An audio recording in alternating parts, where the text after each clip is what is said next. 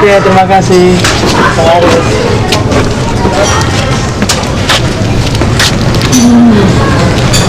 Aduh, cukup Pak. Ya lumayan. Bisa melukiskan ini nggak Pak? Ini Multatuli kan? Ya. Dia seorang pahlawan. Secara umum memang masyarakat Lebak sendiri belum tahu banyak soal Multatuli, bahkan di kalangan para pelajar, teman-teman mahasiswa juga belum banyak yang tahu apa dan siapa sesungguhnya Multatuli dalam konteks Lebak ini. Tapi saya yakin ketika teman-teman mahasiswa, para pelajar tahu soal Multatuli itu siapa, Lebak pada waktu itu seperti apa, saya yakin nilai kebanggaan itu akan muncul. Saya yakin betul itu akan muncul. Nah, karena itu mungkin ke depan itu tadi, misalnya sekarang Pemda sedang mencoba membuat babon ya, buku sejarah Lebak, dan Multatuli pasti akan ada di bagian buku itu. Saya coba. Bisa Pak ya?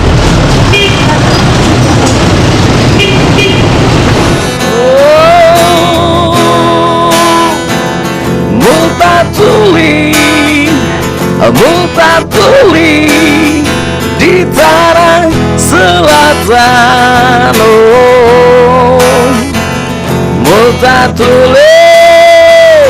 Multatuli di tanah selatan.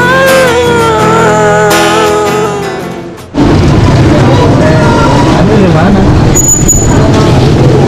Saya warga dunia. Saya datang ke sini mencari jejak Multatuli. Secara umum ya, kalau kita bicara tentang sejarah Multatuli kan begitu, sejarah Multatuli. Jadi kami kalau yang menyampaikan untuk porsi siswa, memang Multatuli ini dipandang sebagai sosok ya orang yang bisa menempatkan porsinya, bahwa dirinya itu tidak banyak membela Belanda, justru Multatuli lah yang menggerakkan hati bahwa orang Belanda pun sebenarnya ada yang simpati kepada perjuangan rakyat Indonesia. Hal ini bisa dibuktikan kan ketika ada semacam upaya-upaya dari ya katakanlah birokrat-birokrat pada waktu itu, katakanlah dalam tanda kutip, yang bergerak untuk menaungi masyarakat, justru pada waktu itu terhadap masyarakat malah ada penekanan-penekanan. Nah, Multatuli ini justru berusaha untuk agar meminimalisir penekanan-penekanan yang dilakukan oleh birokrat pada waktu itu, sehingga apa yang dilakukan oleh Multatuli pada waktu itu cenderung kita bisa sebut sebagai suatu gerakan moral yang mau tidak mau kita sebut sebagai upaya untuk memperjuangkan hak-hak rakyat kecil gitu.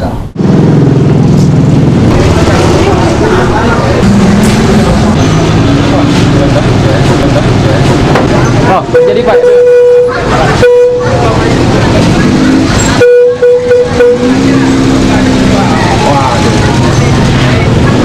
Wah, asik Pak. Oh, ngomong-ngomong, berapa Pak? Berapa apa nih? Harga lukisan ini? Ini spesial. Saya membuat ini atas nama cinta saya kepada Multatuli. Tidak perlu dibayar. Tapi saya nggak enak Pak. Tidak apa-apa, tidak apa-apa. Setidaknya ada ongkosnya lah. Lukisan ini kan bagus sekali Pak. Bagaimana? Sudah masa saya ada kenang-kenangan. Oh ya. Saat itu saya juga mau memberikan lagu buat Bapak. Wah, ini buku bagus sekali. Saya pernah punya, tapi tidak tahu entah kemana hilang. Oke. Biasa. seorang pahlawan. Ini akan saya baca. Oke, terima kasih Pak ya. Ya, sama-sama deh. Multatuli sebagai seniman dalam arti saya melihat beliau sebagai budayawan dan melihat dia juga sebagai politikus dan melihat dia sebagai birokrat. Sebagai asisten residen tentu sejarah sendiri tidak banyak berbicara pada dia karena dia hanya sebentar saja di Lebak. Kemudian juga kita tahu bahwa dia ada konflik dengan pemerintah lokal, dengan bupati waktu itu Temanggung Kartanegara kalau tidak salah. Tetapi itu juga kita tahu lebih banyak cerita-cerita berdasar fiksi yang dia buat dalam novelnya itu Maksaflal.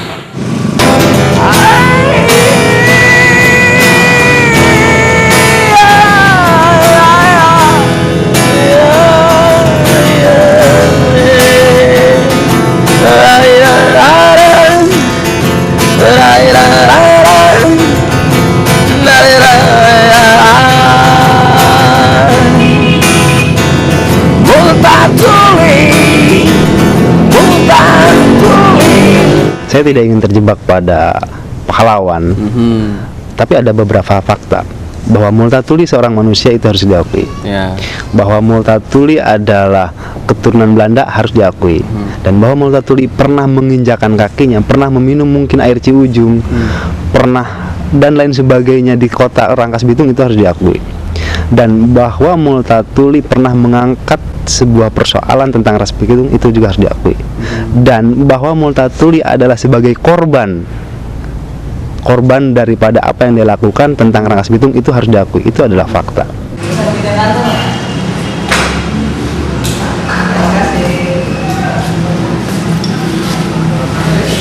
Ke kampung Multatuli Pak. Di mana deh? Di Lebak.